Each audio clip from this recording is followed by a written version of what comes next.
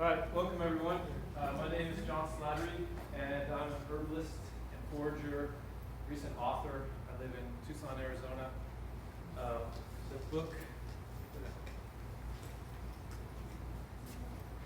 book that I recently authored is called Southwest Foraging. So this book talks about 117 different plants you can find throughout the Southwest flower region. And what I'm going to talk about today is one of them, prickly pear. What I'm going to go into today is far more in depth than what's available in this book, but that's the opportunity for all of you today. Prickly pear ferments, fermenting with prickly pear. That's the topic of today's talk. So what you can do with all these plants, opens up a whole different realm. There's a lot of authors and practitioners, primarily a couple authors that are starting to explore different things you can do with forage foods, not just the quote traditional preparation methods, but how do we implement them in a variety of ways, including fermentations, utilizing things as spices, whether they're fermented as spices or creating drinks, things that really impart our diet and what's on our table with the flavors of our local environment. Things that all of our ancestors experienced on a day-to-day basis before we developed systems of global distribution of assets. And so unfortunately what's resulted in that is a lot of lost knowledge of local food traditions, including the actual plants that were used for food and of course how they were used, to the point that a lot of people can't even identify any longer plants that are in their local environment that their ancestors utilized as food, maybe even 2-3 generations ago. So this is just one aspect of that, but it's a really unique plant in prickly pear, and one of the reasons why I say that is because prickly pear bridges the gap between food and medicine in an exceptional way. Probably better than any other plant that I've worked with. And what I mean by that is you can eat prickly pear on a daily basis and enjoy it for its tastes and textures perhaps, and never think about the medicinal qualities, and yet be receiving those qualities. And you could also take it on a daily basis as a medicine and acknowledge the benefit of that medicine, feel that in your body, recognize the difference, or utilize it in acute situations, whether it's a centipede bite or a sprained ankle or sunburn, and derive substantial benefit from an acute application of prickly pear as a medicine. So there aren't too many things that really fit into that category. A lot of things that are plants, herbs that are medicinal. If you eat them on a daily basis, you start to reach a threshold. So with prickly pear, you can actually consume them on a daily basis as a food and not experience an excess of them. Does that make sense? Yeah, so that's why I really like this as a subject for so many things, prickly pear, because it has such a tremendous variety of applications in our lives. And so exclusively what I'm going to be talking about today is fermenting, and in particular fermenting with the fruit. So prickly pear, a lot of times we just refer to the whole plant as prickly pear. I often do. You can also say that the fruits themselves, the individual fruits, I'm sure everyone here knows what prickly pears are. You're here at the Prickly Pear Festival. They're ripe on the cacti all around us right now. It's on the cover of my book, one of the iconic symbols of the Southwest, and down into Mexico. Most people don't realize, in fact, that the lower 48 states all contain a native species of opuntia, which is what prickly pear is. So opuntia is, whether you came from Mississippi or California or Florida or North Dakota, there's opuntia where you live. Just not as much as there is here. I grew up in Illinois and never saw prickly pear, but they exist. So we're focusing on the fruit of the prickly pear and how the fruit can be fermented. Now, there's some interesting things. So this is basically going along with what I was just talking about. These are wild prickly pears that we're looking at here. So on the left, that's springtime in this region. And the hills can just be covered with these yellow blossoms of prickly pear. They are predominantly yellow. What are those called? The flowers. Actually, technical botanical term, those are tepals, not petals. So the inner tepals are yellow here, and then there's a tinge of salmon, orangish pink on the outer tepals. And you can see, and then you see how the bottom left corner of that photo, that's the predominant colors. So they can kind of, in a sense, shift from yellow to that salmon pink as they age, which is not really the same thing as, say, an evening primrose, that the entire tissue of that, corolla changes color as it dies. That's actually an indication of that plant family. But it's the outer tepals that are the different color, the darker color that you see once the flower collapses. And then here's the ripe fruit. Really, a lot of people think that when the prickly pear fruit is red, then it's ripe. Well, I'll tell you, there's some fruit that doesn't ever get red.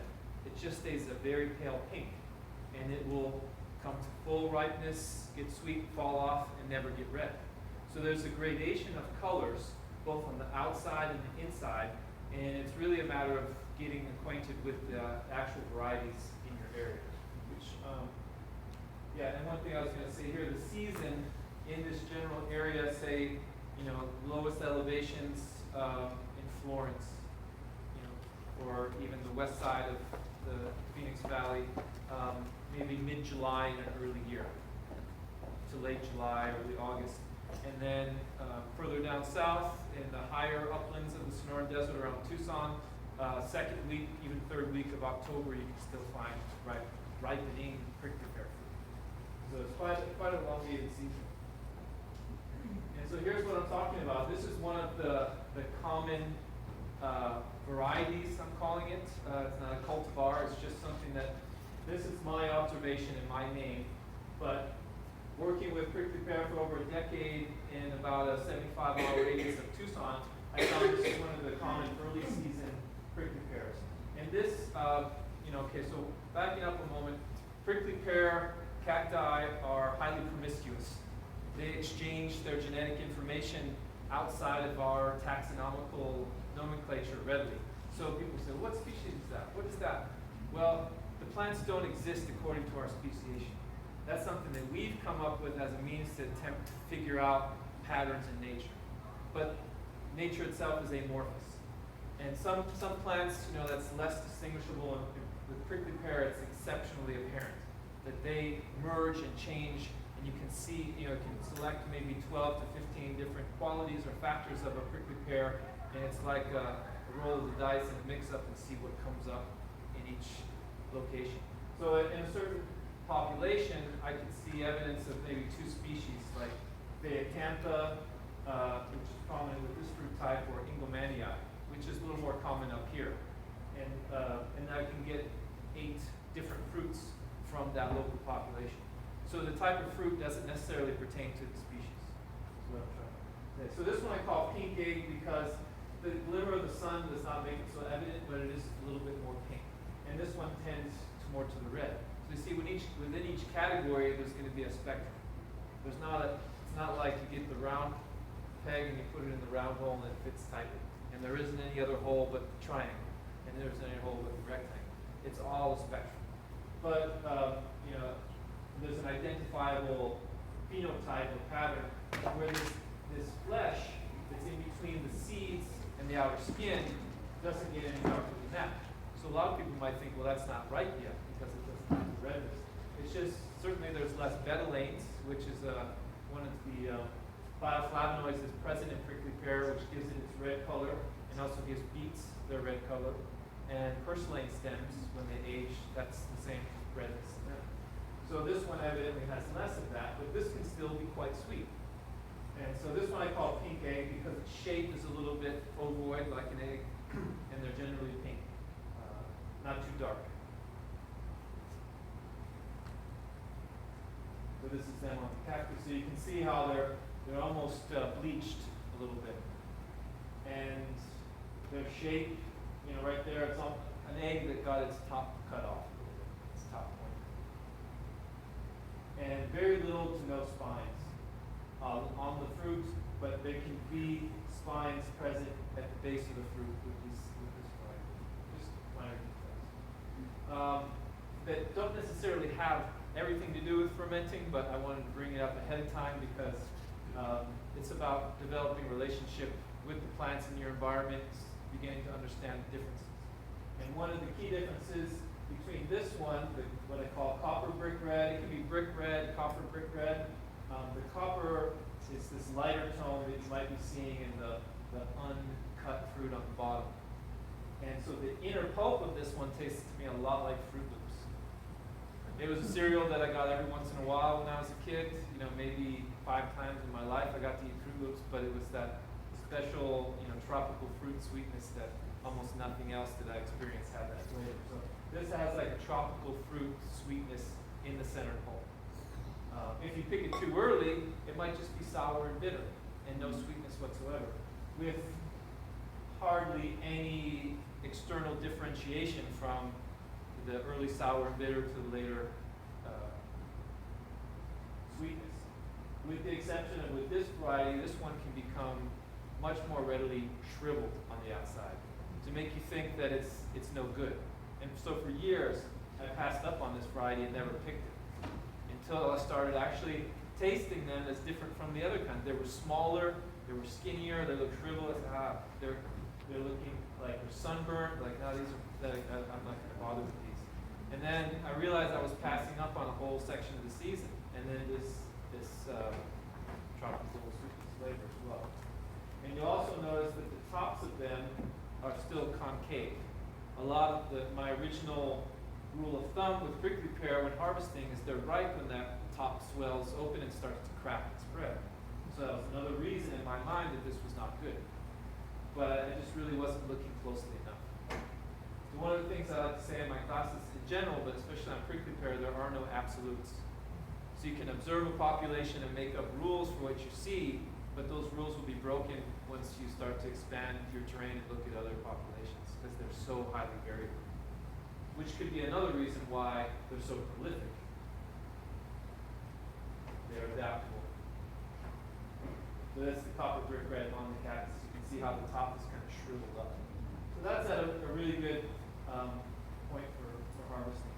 And so I mentioned that this was a Puntia phaeacantha. Phaeacantha has that characteristic of lots of small, short, brownish spines along the top rim of the cactus. You know, it doesn't so much correlate with long white spines that are downward pointing. If you read a book, that'll indicate Engelmannii. So this is where you see the two of the populations are coming together. They're expressing different characteristics. Phaeacantha also generally won't grow above 3 pads or 3 clados high. It'll go 3 high and then continue to spread out. So that's another quality. But again, these are spectral qualities as opposed to, you know, definitive angles.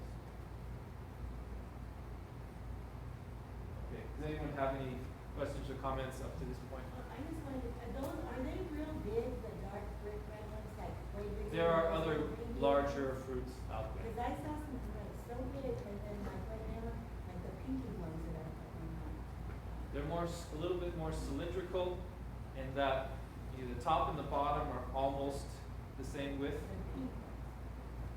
Pink ones? Pink ones are more egg-shaped. Yeah, that's why I call them pink eggs. But these were like really big, like.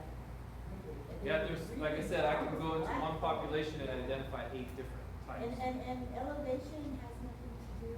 There's a lot of things that have something to do with it, and I think it's more than any one person, including myself, could really say. I admit to not knowing a lot about this. Because like in Oracle, they're really big, and in Herbalism, they're really big. And the elevation is different. Right. How do you know when a prickly pear fruit is ripe? My best suggestion is to taste it. You get more of a feel for it. There's other qualities too in how well it falls off the cactus, but even, I'll give you an example where I saw shriveled fruit on the cactus, fruit falling off the cactus, which usually means they're all ripe, and we took it off and we tasted it, and it was bland at best. It almost tasted kind of musty, like it started to get moldy or mildewy in there. The sugars never matured.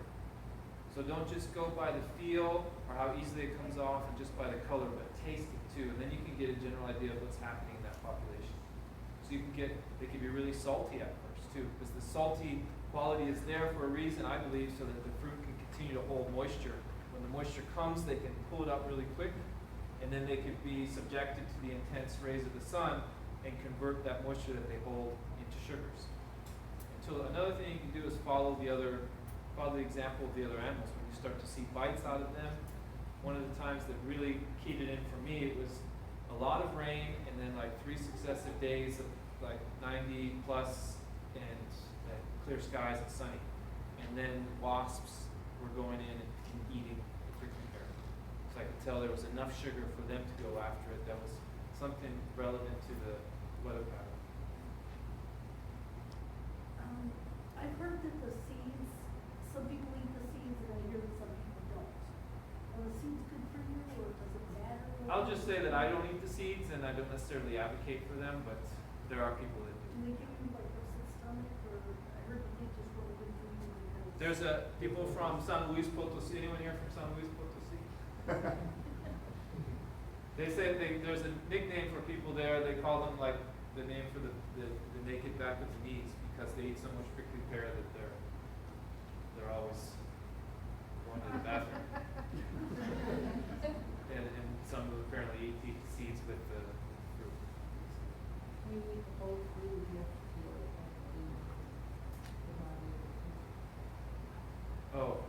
In talking about eating the fruits, generally peel it to make sure you get off the glochids and the spines. So you feel all those. Have I peeled these? Yeah. No, I haven't yet. Or did you look for it? If I want to eat them. Yeah. Okay. Any other questions about what I was How about sharing? temperature change? Could they be like, I don't know, full foul or something? Or you cook it or when you're preparing it? Could they go bad? Yeah, or you gotta have it put at a certain temperature. We could really open up a whole school of thought here in terms of like evaluating prickly pear. There's a lot of ways to go with this. I'd really like to stay focused on the fermentation, but I'll address in bites what I'm sharing about fermentation, what they're asking. Did anyone else have any questions about what I was sharing? Those two types that you went over, those ones you use more regularly than the other kinds? Those are widely available in my area right now. Okay. Do they ripen at different times of the season or? As I was saying earlier, there's a staggered phase, so in your population, you'll probably have several different types. The early type, which in one population that I just visited the other day, the copper brick reds are the first ones, and the pink eggs. And there's another type I call the red jacks. They're very tight on the bottom, fluted bottom and fluted top, and those don't ripen until late September or early October. So it's just about getting to know your population. So where in Tucson do you think? Outside. That's all I can say about that. Anything Not else about? Catalinas or anything? Sorry? Not Catalinas or? They like flatter areas in general. Yeah, benches, upper benches. So if you have a plant that's quite large, and say like most of it is dark and yours has a little bit light, is it best to test like each of those kinds of fruits on the same plant? Because they could vary depending on where you're growing. One simple method is to try one and then see if there's anything different out there. If anything else different on that plant that may inspire you to choose it or to sample it. Okay. We have to use a little bit of our intuition again. This is something that's been beaten out of us for generations. So we have a living, breathing relationship with all things around us. We just have to exercise it. And therefore the information starts to come through horizontal transfer. Not necessarily, we've all been educated in a top-down model where, you can't take another step until somebody tells you how to do it. But going out and interacting with the natural world, this is one thing that bacteria, I think, mirrors to us quite effectively. Bacteria, one of the amazing things about them, even though we said 50 years ago that we were going to annihilate them and they'd be all gone by the 20th century, but they're still around and they're thriving, and they're the reason we live, actually. But bacteria do something that's called horizontal gene transfer. They can go, one group even can go in and surmise an area, learn about it, and then go and just kind of bump into the other population and transfer a new genetic manipulation to adapt to what's present in that environment. So this is all about, at a microscopic level, this exchange of information through interrelationship. So we just got to get out there and do it. I didn't go to school for any of this stuff, although I've searched around, but a lot of this just comes from my own experience and just pulling pieces together. And as a community, we could take this to an even higher level if everyone, who had an interest was out there exploring, because everyone's going to learn something different, depending on what your curiosities are, what's calling to you. And then when we come to events or things like this in our community and share, then it raises everybody's level up. I think that's the most important thing, which has a lot to do with fermentation. So fermentation, what does fermentation mean? Just listening to a talk the other day by Sandor Katz. If anybody hasn't heard of him and you're interested in fermentation, check out his books. There's one that's pretty basic, you can get a lot of recipes and insight, and there's one more encyclopedic and a lot of information. They're both great. He's just a normal guy that decided he liked fermentation and started to explore it and kept exploring and shared it with people, and the feedback was great, so he kept going. It's an excellent example of just following your passion. And so he said the transformative power of microorganisms. Microorganisms is a really easy way to just cover a whole world out there that we can't see. Things that we are largely afraid of in our environment, in our culture, I should say, because of how we identified pathogens under the microscope. Whereas, centuries ago, people who practiced fermentation in their culture often did so in a ritualistic, spiritualized context.